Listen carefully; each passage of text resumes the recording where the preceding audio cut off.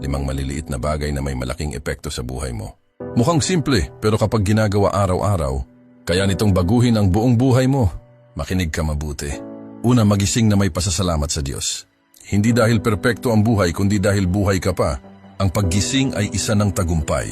Ang pasasalamat ay nagbabago ng isip mula sa reklamo tungo sa kamalayan. Ikalawa, ituon ang pansin sa mabuti.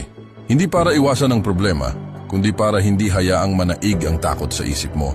Kung saan ka nakatuon, doon nabubuo ang lakas mo. Ang linaw ay dumarating sa marunong magkontrol ng atensyon. Ikatlo, panatilihin ang mahinahong ngiti. Hindi para magpanggap, kundi para manatiling may kontrol. Ang ngiti ay disiplina sa emosyon, pinapago. Nito ang enerhiya mo at kung paano ka tinatrato ng mundo. Ika-4, isabuhay ang empatiya. Bawat tao ay may dalang laban na hindi mo nakikita. Ang pag-unawa ay hindi pag-tolerate. Ito ay nagpapataas ng kabutihan at nagpapakita ng tunay na lakas.